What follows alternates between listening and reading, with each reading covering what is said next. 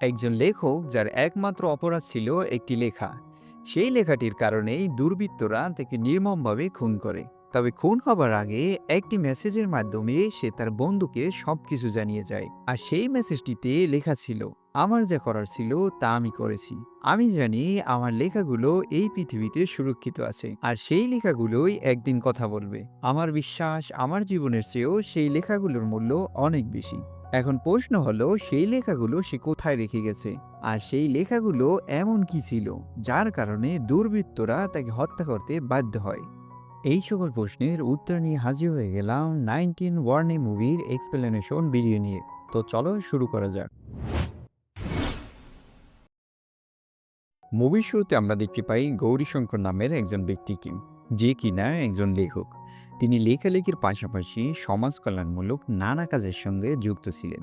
একদিন খুব ভোরবেলায় গৌরীশঙ্কর তার বাসা থেকে চা খেতে বের হলে হঠাৎ একটি বাইকে করে দুজন অজ্ঞাত ব্যক্তি তাকে গুলি করে পালিয়ে যায়। দেখা যায় ঘটনাস্থলে গৌরীশঙ্করের মৃত্যু হয়। এরপরে মুভির সিন নিয়ে যাওয়া হয় একদিন আগের ঘটনায়।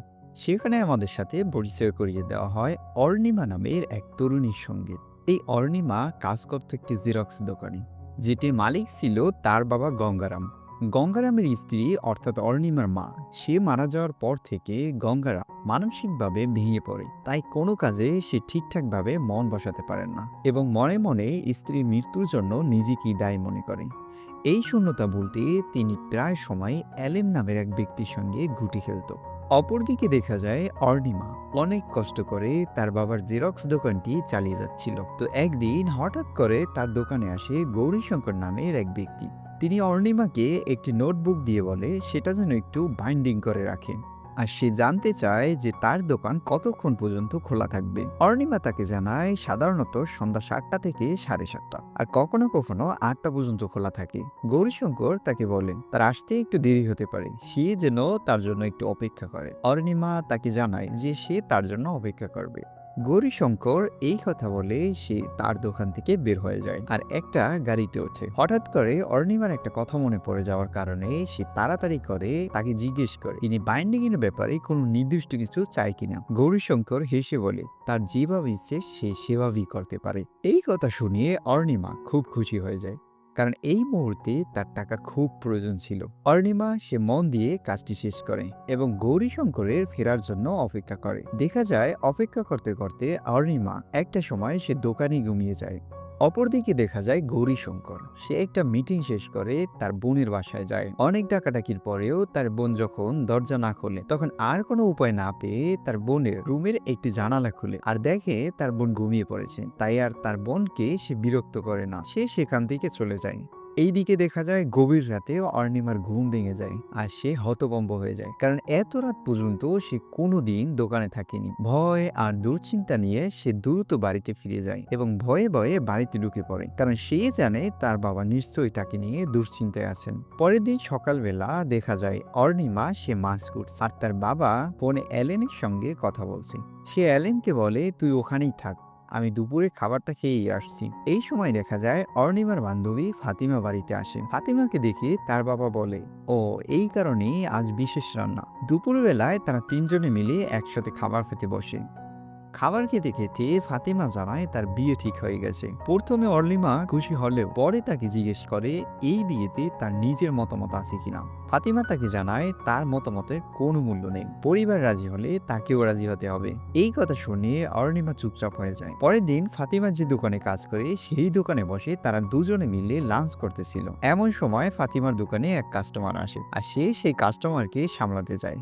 আর অর্ণিমাকে দেখা যায় সে খেতে খেতে টিভি চালায়। সেই সময় টিভিতে একটা সংবাদ হচ্ছিল, লেখক গৌরীশঙ্কর নামের এক ব্যক্তিকে গতকাল রাতে গুলি করে হত্যা করা হয়েছে। এখানে বলে রাখা ভালো, এই খবরটি দেখার আগে অর্ণিমা জানতো না যে গৌরীশঙ্কর একজন লেখক। খবরটি দেখে অর্ণিমা হতভম্ব হয়ে যায়। সে তাড়াতাড়ি করে সে তার দোকানের দিকে যায়। যাওয়ার সময় তার বারবার মনে পড়ে যায় সেই কথাগুলো, আমি দেরি হলেও আসবো। পরের দিন অর্ণিমার দোকানে যাবার আগে তার স্কুটি ধমস করতেছিল। ওই দিকে দেখা যায় তার বাবা নিজের ঘরে বসে টিভিতে খবর দেখছিল। টিভিতে হঠাৎ গৌরীশঙ্কর সম্পর্কে কিছু বলতে শুরু হলে অর্ণিমা তাড়াতাড়ি জানালার পাশে এসে দাঁড়ায়। তখন সে জানতে পারে গৌরীশঙ্করের কেসটি এখন সিবিআই অফিসার ইব্রাহিমের হাতে। এরপরে কিছুদিন কেটে যায়। তো একদিন অর্ণিমা তার দোকানে বসে কাজ করতেছিল। এমন সময় এলেন, অর্থাৎ অর্ণিমার বাবা, যার সাথে সারাক্ষণ গুটি খেলত, সে এসে অর্ণিমাকে জানায় যে তার বাবা মাথা ঘুরে রাস্তায় পড়ে গেছে আর এখন সে হসপিটালে আছে। তারা দুজনে যেন তাড়াতাড়ি করে হসপিটালে আসে। অর্ণিমা আর ফাতিমা দ্রুতই হসপিটালে ছুটে যায়। ওই দিন রাতের বেলায় অর্ণিমা হাসপাতালে টিভিতে দেখে গৌরীশঙ্করের বন্ধু আনন্দ ইন্টারভিউ দিচ্ছে। এই আনন্দ কেএম পাবলিকেশনের এমডি। আনন্দ জানায় মৃত্যুর আগে গৌরীশঙ্কর তাকে একটি মেসেজ পাঠিয়েছে আর সে সেই মেসেজটি সবার সামনে পড়ে শোনায়। গৌরীশঙ্কর তাকে লিখেছে, আমার যা করার ছিল তা আমি করেছি। আমি জানি আমার লেখাগুলো এই পৃথিবীতে সুরক্ষিত আছে আর সেই লেখাগুলোই একদিন কথা বলবে। আমার বিশ্বাস আমার জীবনের চেয়েও সেই লেখাগুলোর মূল্য অনেক বেশি। এই কথাগুলো শুনে অর্ণিমার মনে পড়ে যায় বাইন্ডিংয়ের সময় গৌরীশঙ্কর তাকে বলেছিল তার যেভাবে ইচ্ছে সে সেভাবেই করতে পারে। সে বুঝে যায় কেন সেই দিন গৌরীশঙ্কর আর তার দোকানে ফিরে আসেনি। আসলে গৌরীশঙ্কর সবকিছু আগে থেকেই পরিকল্পনা করে রেখেছিল। অর্ণিমা দ্রুত দোকানে ফিরে যায় আর পরীক্ষা করে যে সবকিছু ঠিকঠাক আছে কিনা। এখন সে জানে এই লেখাগুলোর মূল্য কতটা। পরের দিন খুব ভোরবেলায় অর্ণিমা বাসা থেকে বেরিয়ে পড়ে এক পরিচিত লোকের কাছে যাওয়ার উদ্দেশ্যে। সেখানে গিয়ে সে আনন্দের ফোন নাম্বার চাইলে লোকটি তাকে জানায় এত বড় একজন মানুষ তার সঙ্গে সরাসরি ফোনে যোগাযোগ করা সম্ভব নয়, তবে সে চাইলে তার অফিসের ঠিকানা দিতে পারে। অর্ণিমা তার কাছ থেকে আনন্দের অফিসে ঠিকানা নিয়ে চলে আসে। পরের দিন অর্ণিমা আনন্দের সঙ্গে দেখা করতে কেএম পাবলিকেশনে যায়, কিন্তু সেই অফিসের এক মহিলা খুব ঝামেলা করে। সে তাকে দেখা করতে দেয় না। তখন আর কোনো উপায় না পেয়ে অর্ণিমা গৌরীশঙ্করের শেষ নোবেলটি তার কাছে দিয়ে চলে আসতে চেয়েছিল। তো যখন সে তার ব্যাগ থেকে সেই নোবেলটি বের করতে যাবে সেই সময় চলে আসে সিবিআই অফিসার ইব্রাহিম। পরিস্থিতি দেখে অর্ণিমা তার ব্যাগ থেকে আর নোবেলটি বের করে না। সে দ্রুত সেখান থেকে চলে আসে।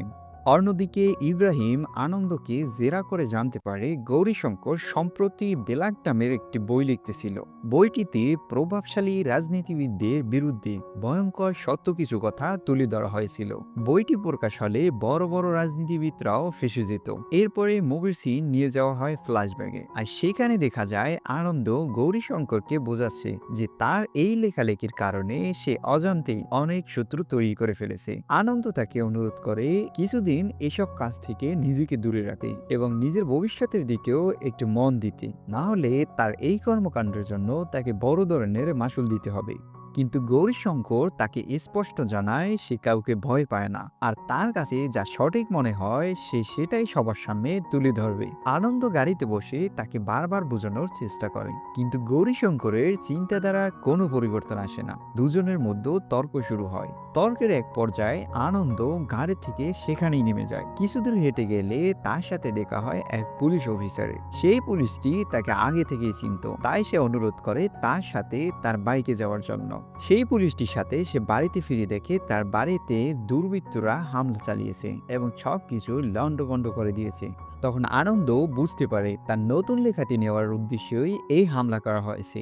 সে তাড়াতাড়ি সেই লেখাটি খুঁজতে শুরু করে এবং পেয়েও যায়। এরপরে মুভির সিন নিয়ে আসা হয় বর্তমানে। সেখানে দেখা যায় গৌরীশঙ্করের শোকসভা চলছে।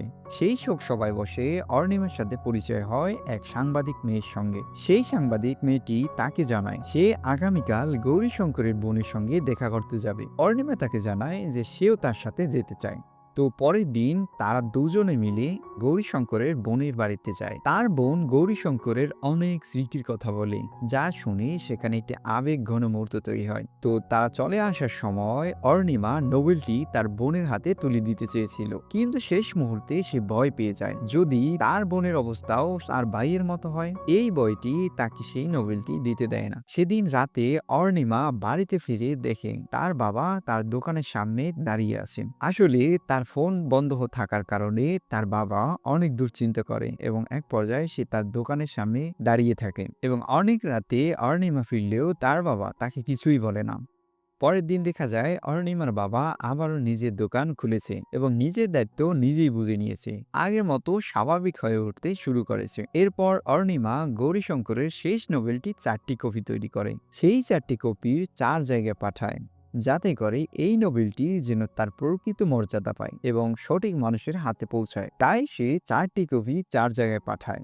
প্রথম কপিটি পাঠায় সেই সাংবাদিককে, এরপরে পর্যায়ক্রমে গৌরীশঙ্করের বন্ধু আনন্দকে, তার বোনকে এবং আরেকটি সিভিল অফিসার ইব্রাহিমকে পাঠায়।